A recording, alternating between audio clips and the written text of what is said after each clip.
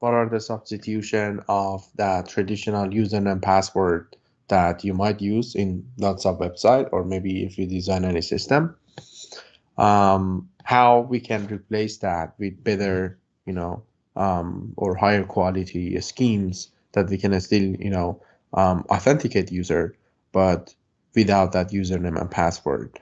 But before we get there, we had some material left from last week, and we are still going to continue on our key exchange algorithms.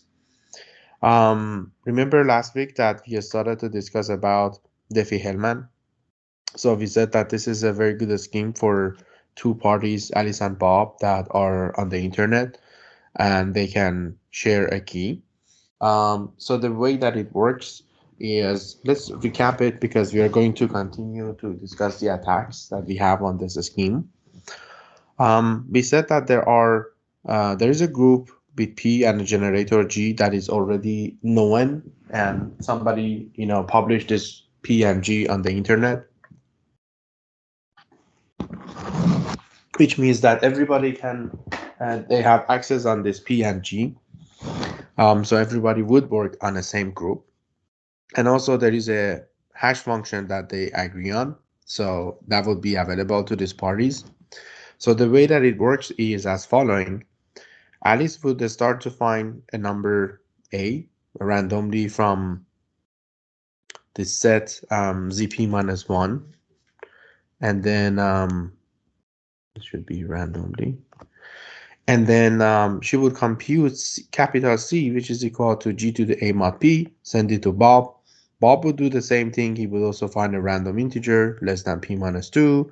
And then now that he got the C from Alice, what he can do is like he can raise C to the power B, which would become G to the A to the power B, which would become represented as G to the AB mod P. And then he can compute the key that they can start to use for encrypting data using AES or any other symmetric encryption algorithm by computing the hash of G to the AB. They compute the hash because sometimes, these groups are large and the key that they want is quite short. So that is the best way to cut the bits.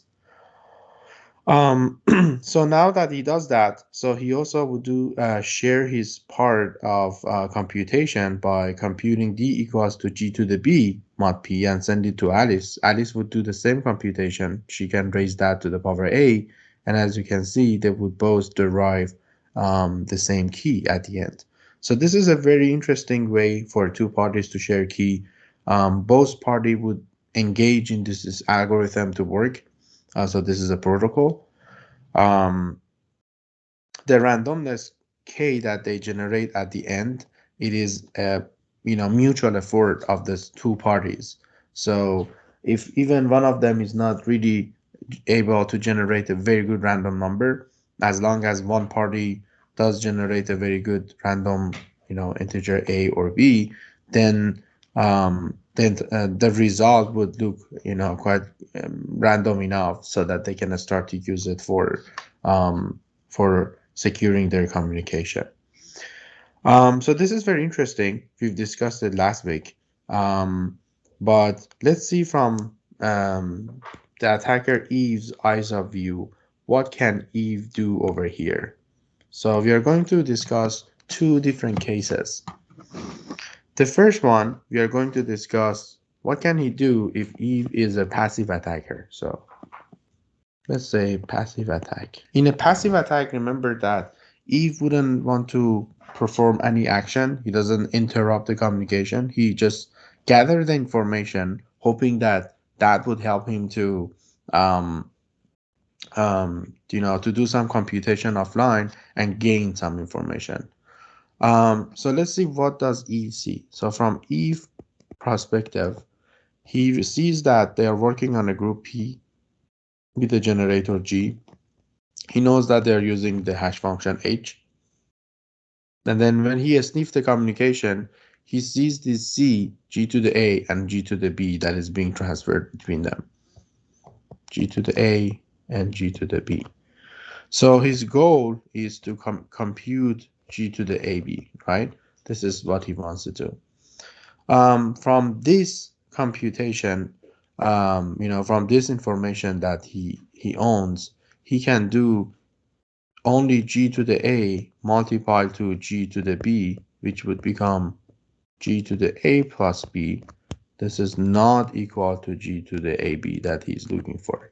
So these pieces of information that he sees on the line wouldn't help him to, achieve his malicious goal. So the only way that he can achieve and basically attack this algorithm is that if he has access to this algorithm A, that given P and G to the A, this algorithm outputs A. And then, he can use this A and raise it to the power G to the AB, and then he can compute, he can achieve his goal. But the problem is that we don't have such a, right? So we always argue that we don't have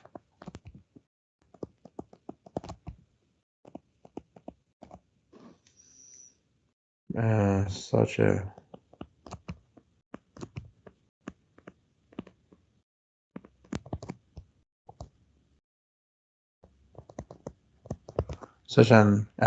efficient, let's say, polynomial time.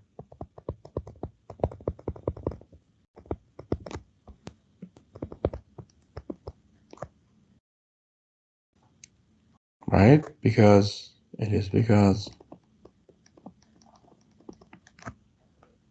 discrete logarithm is a hard assumption.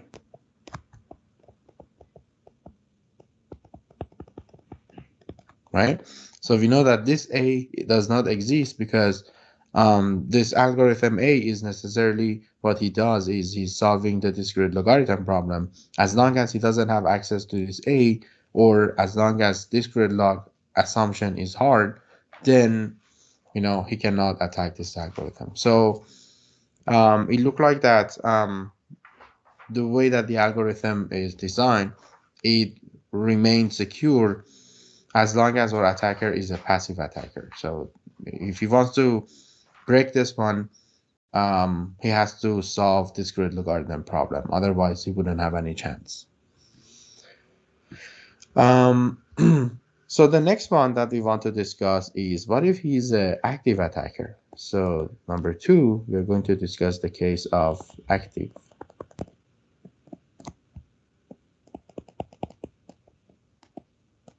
attacker. So let's see what he can do in the case of an active attacker.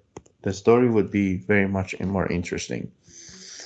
So remember, we have this 2 users, Alice and Bob, that they want to share the key. So Alice would generate this integer A, and then she computes and try to send C equals to G to the A to Bob. But here what happens is that Eve is sitting on the line. He would intercept this communication. He knows that A is going to start to do Diffie-Hellman. Alice is going to do the Diffie-Hellman, and then he will come over here, and then he would start to do this computation. So let me say this would be the computation that he would do.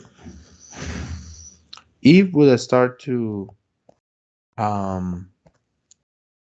generate an A prime randomly from ZP minus 1. And then he computes C prime equals to G A prime mod P, right? And he intercepted this message, and then he replaced this one with C prime equals to G to the power A prime mod P and send it to B. So B received this piece of information coming from Alice, so he has no way to verify this according to the description of this textbook version. And then he receives C prime. At this point, Bob would generate the integer B, right? And then he computes D equals to G to the B mod P, and then he sent this one back to Alice. So at this moment, Eve sees this thing and then intercept this communication. And then he's going to do this computation instead. He would also generate another random integer from ZP minus 1, and then he will compute the D prime to be G to the power B prime mod P, right? And then he would replace that value D with D prime.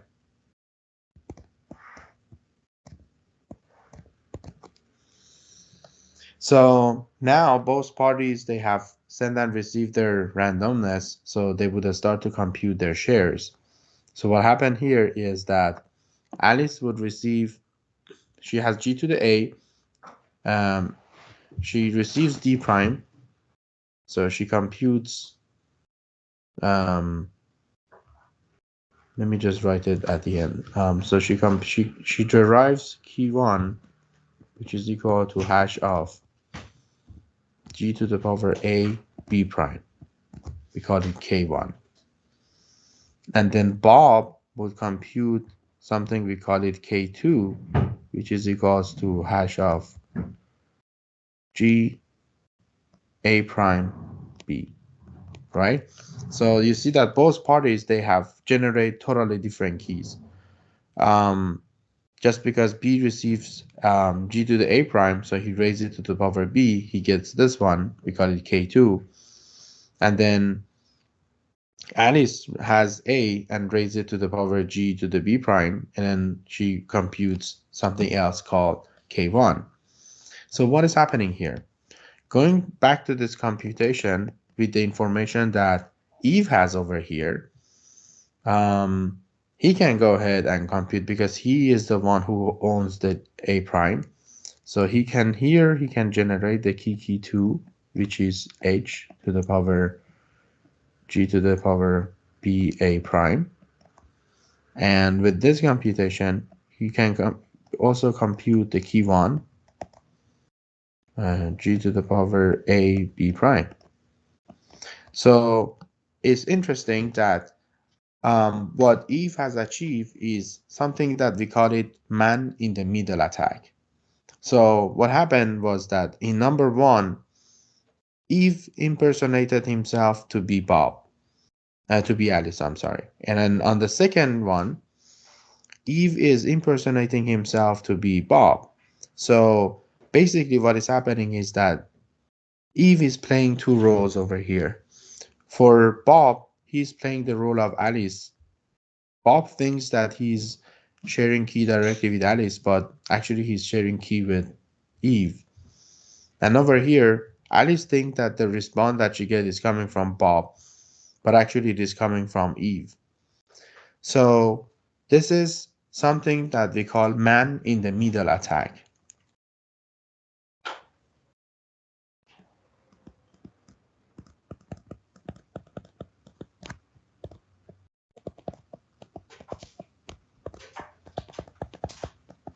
This is a term that we use. There is a person, there's a man literally in the middle of this communication. And so Eve is sharing a key with both of these parties in the middle. So now that Alice is sending a message to Bob, what happens is that Alice thinks that she shared key 1 with Bob. She encrypts her message using K1, send it over the line. Eve would intercept the message. He also have the key K1. He would decrypt the message. He would read the message. And if he wants, he can even change the message. And then he would encrypt it with the key K2 and send it to Bob. Bob has the key K2. He would receive the message. He can decrypt the message. He thinks that it's coming from Alice. Then when Bob wants to respond, he would encrypt the message with the key K2. So here comes over here. Eve intercepted. He has the key 2. He decrypt the message. He view the response. If he wish, he can change the message. And then he would, send the message, encrypt the message with the key 1 and send it to Alice. So these 2 users would never notice that somebody is basically reading their messages, intercepting the messages, changing them. They think that they are directly communicating with each other, and you know, the key that they have shared, it has been shared only between Alice and Bob. So you see that this protocol that seems to be fine and it seems to resist the passive attack, a passive attacker. When it comes to the game that we want to really use it on the internet, then we would immediately notice that there is something wrong with this algorithm. This algorithm cannot resist this attack scenario by an active attacker. So a question for you guys, any of you think that there is a way that we can protect this algorithm? So the problem is, you know, Eve can modify these things, you know, the communication. Do you think there is a way that we can protect this scheme? Any suggestions? Yeah, somebody suggesting that we can add a digital signature. Yes, that could be one way that we can protect this scheme. So imagine that if Alice can sign this C, which is equal to G to the A, and send it to Bob, and if somebody like Eve over here try to change it, he cannot change the signature, right? So unless if you can, or as long, let me put it this way, as long as our digital signature scheme is existential unforgeable, that it means that the attacker cannot even sign random messages, because we are literally over here, we are signing random messages, then we are fine, right? Remember the naive design of AML encryption system that was existential forgeable, that you could sign for some random messages.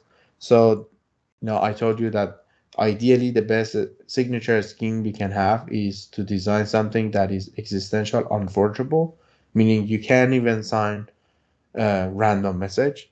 So this is like the location or the place that you see how important that property is, because literally the message C is our message. This thing is a random variable. So this could be totally some random value that Eve can sign for that message. So we need to be careful even what kind of digital signature scheme we are going to use for this scheme. Yeah, so absolutely. We can use the digital signature to make sure that this algorithm remains secure. So it is a lesson to learn that, you know, not anything that you see on the textbook you can use it immediately on your applications. Another thing that we also didn't discuss over here is that so nowhere in this protocol we really verify if this message is coming from Alice. Bob has no way to verify if this message is indeed coming from Alice, right? We kind of just like, you know, trusted that it's coming from Alice when it says that this is Alice.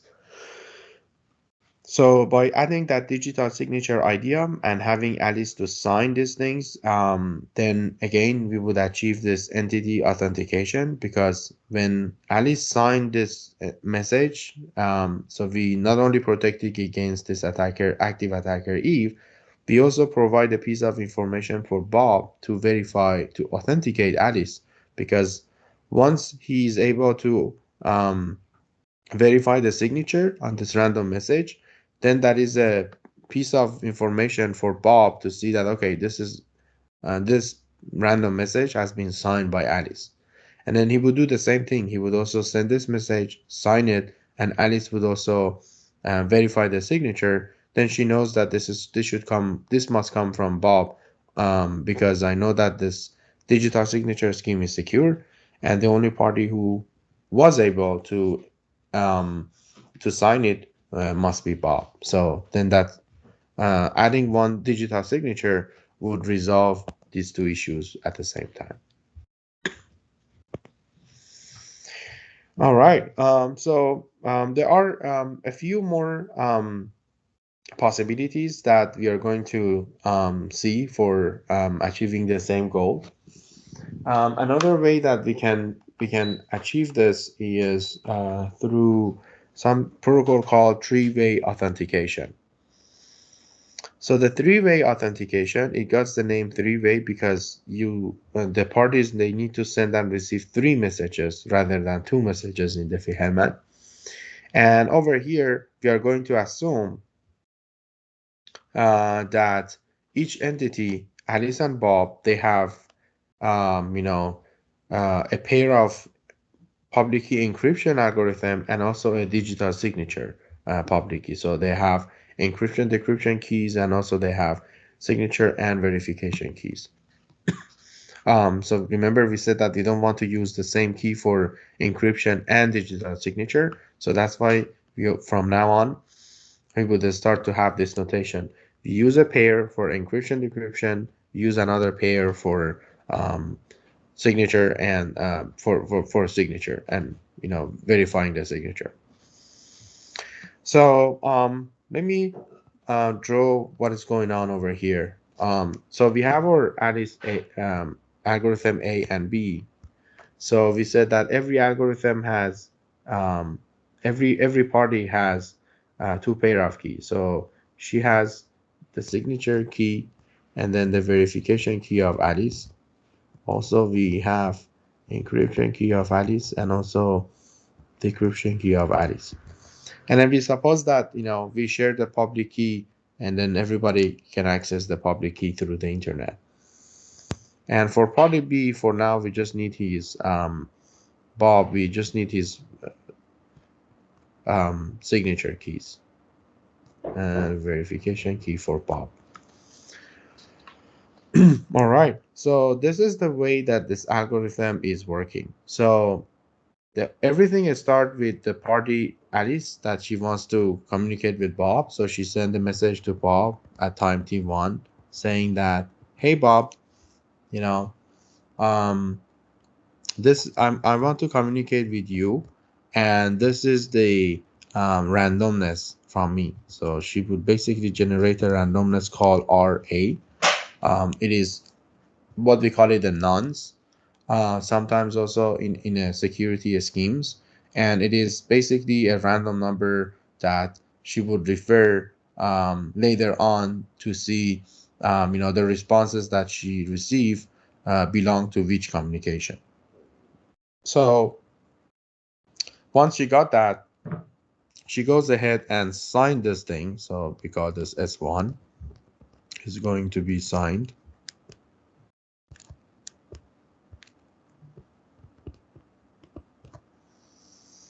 using the secret key of Alice, and then we are going to sign this T1, the entire message, and send it to Bob.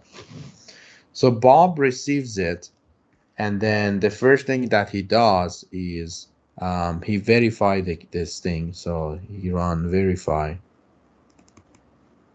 on using the verification key of Alice on this message T1 that he received and its corresponding signature. And then he checked if this verification is okay or not. If the verification is okay, that the signature was correct, then Bob would generate a key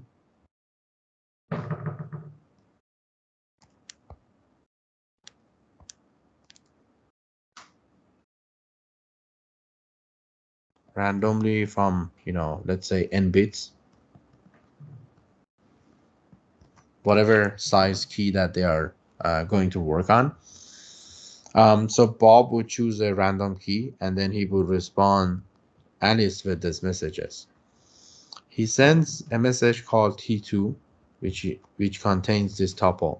He says that, hey Alice, this is your randomness, this is my randomness, this is the encryption using your public key, maybe her RSA, the key that we are going to use from now on to secure our communication. And then so far everything is fine, right? So he decided to that they want to communicate with this key, so he encrypted this key with the public key of Alice and send it to Alice with the knowledge that only Alice is able to decrypt this key. However, you can't just send this one on the line because, Eve can go and change this information. So how we can protect it, we can use the signature scheme. So we compute the second signature using Bob signature key of T2 and send it back to Alice. So Alice would receive this one. She would verify using verification key of Bob, this T2. And if this one is okay, then, she would continue and she says that, so this looked like to be a valid piece of information. So I want to draw your attention to this RA and then RB over here that these two parties have shared. So imagine that Alice would start to send so many, requests of the first kind to many other users. Then she can, create a small local table, and she says that, this is the status that I have to communicate with party B, because party B's IP, we don't know, maybe change over the time. But having this randomness A, you can differentiate this communication that she's having with Bob with another communication that she has with another user called Derek, for example, because she generated different randomness to start every communication. And as you can see, on the replies, the parties would repeat those random nonces. So now that she received this message, she can go and check that lookup table, and she says that, oh, okay, this is the response to this message that I sent supposedly for Bob, right?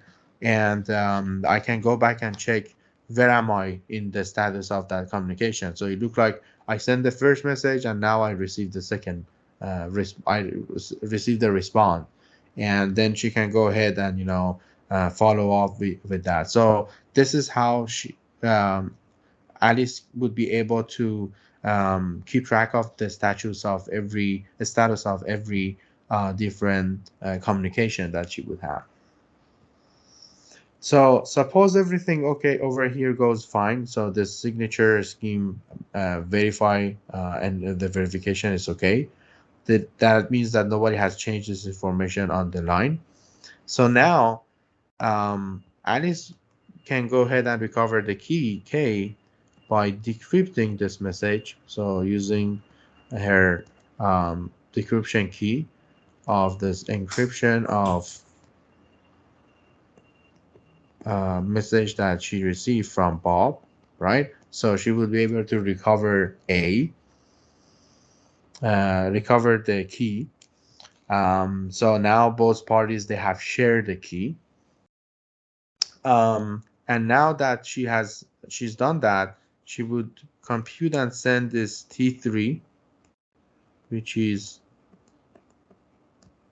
responding to A, to B again.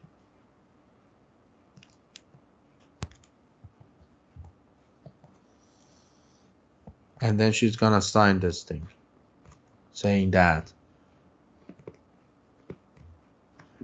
using her key. All right. So the good usage of this last communication. So many people would say, okay, so why do we have to send this last message? We already have received, this key, and at the end of the second step, both parties, they have shared the key. Why do we have to send a third message?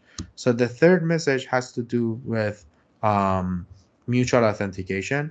Remember the first message that Alice signed and Bob received, it was a randomness that she chose. So if there's something wrong with the digital signature, she could cheat over here and, use a pre-computed signature for that. But remember, this message that she's signing now has to do with the randomness that Bob sent RB on the previous communication. So Bob want her to sign this last piece and send it to him, because this is the way that Bob would basically challenge Alice. And he's saying that, well, if you're really Alice, you should be able to sign any message. So can you sign on the randomness RB that I generated and sent it to you? And the last one would, ensure Bob that he is indeed communicating with Alice. So you see that this is that's why it has to become three-way communication. So this scheme seems to be fine. And then if you go back, try to attack as an active attacker, you will see that it is not possible, because we already combined this digital signature scheme. So it wouldn't be possible for Bob to alter any messages over here. You could also see from Eve as a passive attacker.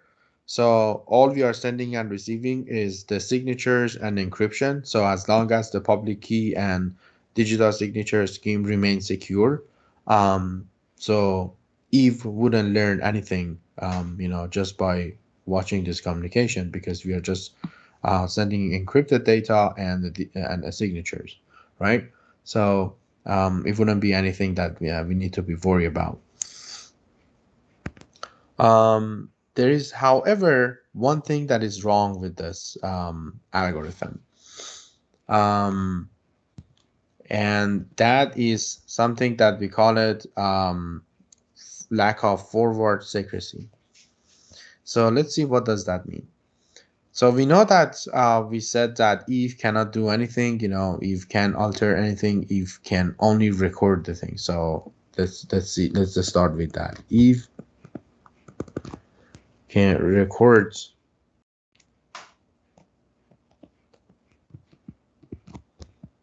all communication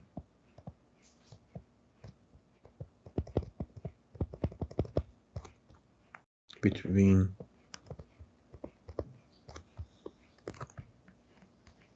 A and B, right? I mean, by all communication, I don't mean only these things. After they share this key, then they would start to send and receive messages encrypted using this key K.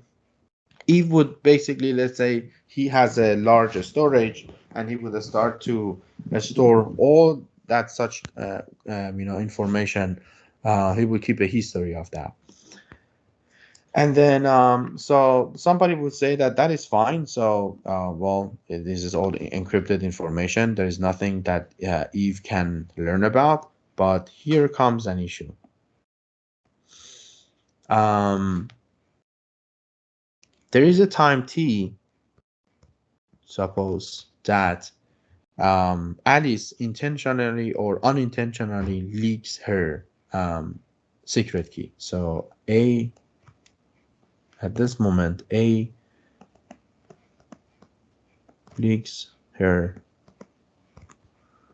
decryption key A for the encryption key and the decryption key that she got, right? So it can happen, Alice doesn't have to intentionally do that, but somehow she has to install that key on her computer, somebody get access to it or whatever. So that can happen. And then in public key that happens, and we are fine with that, because when that is detected at some other time t+1, right? When that is detected that she leaks her key, she go ahead and update her keys to E prime A and D prime A, right? So she updates her replace all the keys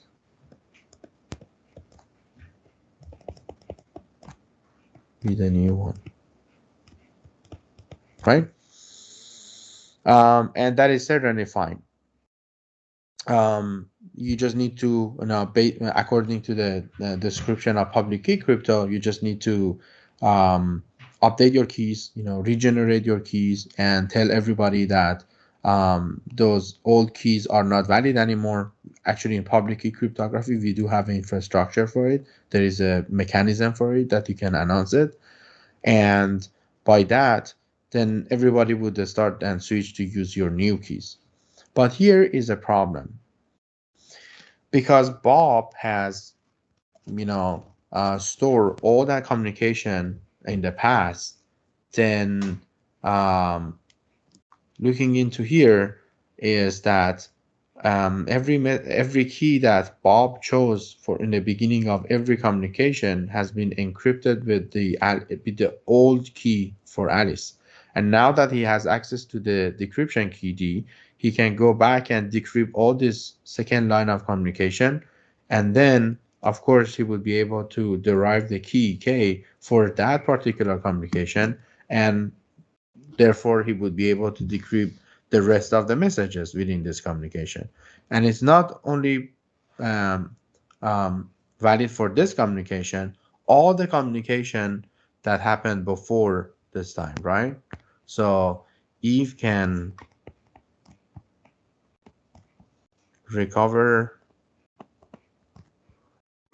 all previous communication.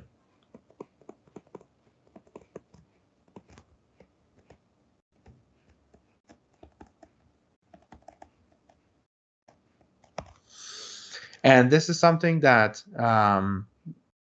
we call, it could be an issue.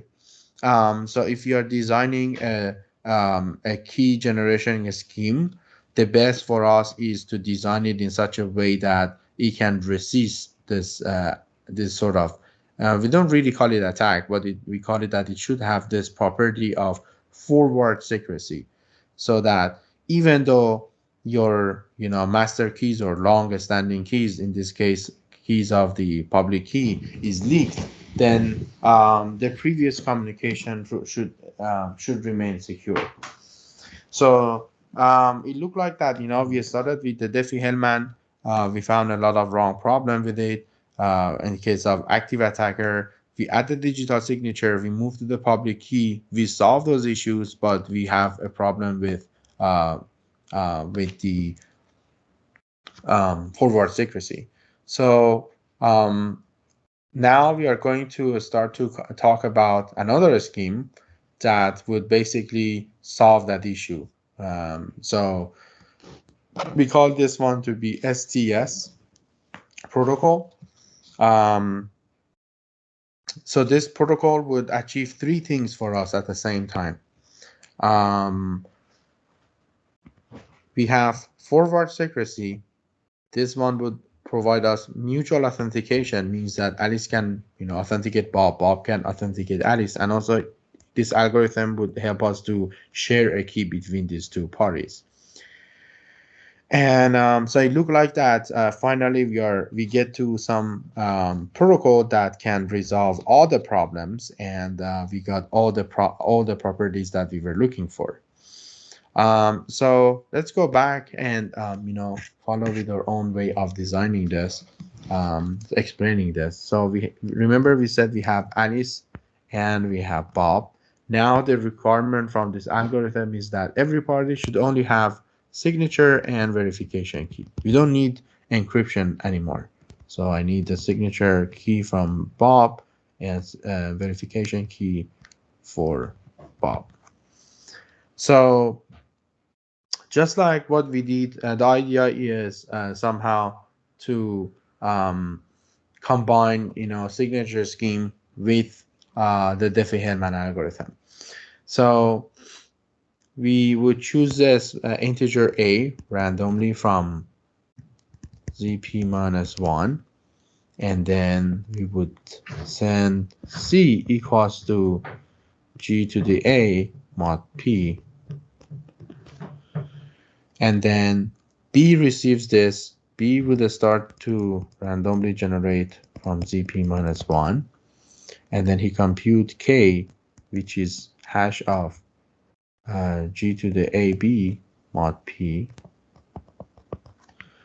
And then he will compute a signature, which is going to be signature using the private key of Bob, signing key of Bob, G to the A, concatenate with G to the B. So remember this sign over here is concatenation, meaning that we just, remember the concatenation on the strings? You can connect two words. So we basically take these two integers and then we just put them together, concatenate them together. And now Bob would return to Alice, D is G to the B mod P,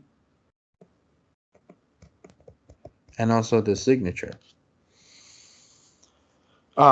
So at this moment, so Alice would receive this information. She verify using verification key for Bob of this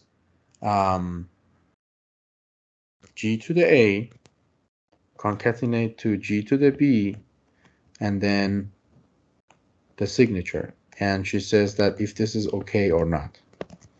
Remember, she does, how does she get this G to the A? She over here computed G to the A, so she used this A to compute this G to the A directly, right? So she computes just G to the A, and she receives this G to the B. She does that because she knows that Bob should be signing G to the A concatenate to G to the B. If somebody has changed this G to the A on the line, on the first, communication phase, then this should be G to the A prime, and then she would be able to detect it because then, Bob is signing on some different message, and then Alice would be able to detect that over here. Once she has done so, and the signature is valid, then she will compute key to be the hash of, now she received G to the B, she will raise it to the power A, so G to the power AB mod P. Right? So now she has computed that, so we are not completely done yet because, well, they have shared the key. Now Alice needs to authenticate herself to Bob. So Alice would send one more respond over here, and we call that S2, which is she's gonna sign using her signature key of this message, G to the B concatenated to G to the A to the Bob. And Bob is going to do one last verification, G to the B, G to the A, and then the signature. Is this one is okay or not? And remember that G to the B is coming from this computation. He wouldn't, he would basically has access to G to the. So something to remember over here is that these guys, they have signed on two different values because G to the A concatenate to G to the B is not the same as G to the B concatenated to G to the A, right? So when you concatenate two things, they would be different. So in every phase, you see that Bob is signing on some value, and Alice is signing on a different value, even though these two values, the randomness coming from both parties. But this is the step that they would use to authenticate themselves, right? Because these two values are not the same. On the first one, first signature, Alice authenticates Bob, and the last one would help Bob to authenticate Alice. And this one, so let me write a note for it. This helps me to authenticate Alice, right? All right, so it looked like that now we have discussed this, and So we kind of combine that, L-Gamal encryption that, Diffie-Hellman scheme that we've discussed in the beginning. We add this digital signature to it, and now we have ourselves a protocol that can authenticate users, can share a key, and it has the property of forward secrecy. So how can we see the forward secrecy? So imagine Eve is recording all the communication. So Eve is recording C, D, S1, and S2, right? Every time that there is a communication, he sees that these things are being forwarded, and of course the rest of the communication. So we just denoted with this initials because these are the only thing that are gonna help him to recover, the key, and then S11 and S2, S21, and so on and so forth, right? So there would be a huge set of things that he would record. So the only way that he can attack this scheme is that he hopes that basically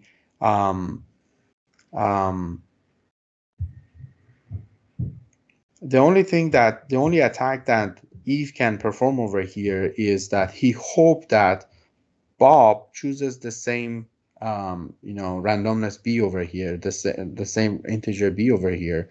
And if he does so, then he can do a replay attack because he knows the rest of the communication. So that is the only thing that he can perform now. And we said that we always, choose a very random B. We randomly choose B over here. So we say that it is very unlikely that B chooses the same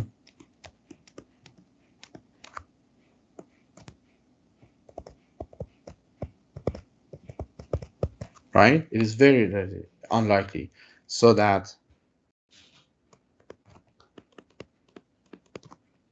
Eve can do a replay attack.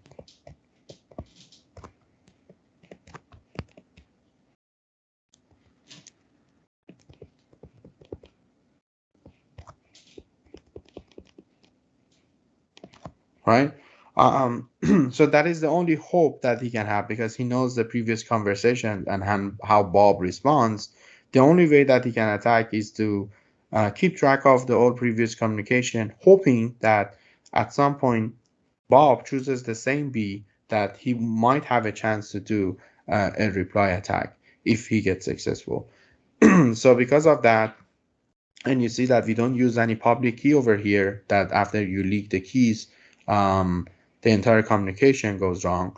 And if it happened that A and B leak this randomness that they chose for one communication, as you can see, they only leak the content of that communication, and it doesn't affect the previous or the future communications. So leaking the secrets for one communication for A and B basically over here, if at some point Alice leaks this A, the small a, and Bob leaks this small b, then of course Eve can go ahead and recover the key and decrypt all this communication. But that doesn't affect the future communication because the next time they generate a different A and B, and as long as they don't leak that one, then everything would remain secure.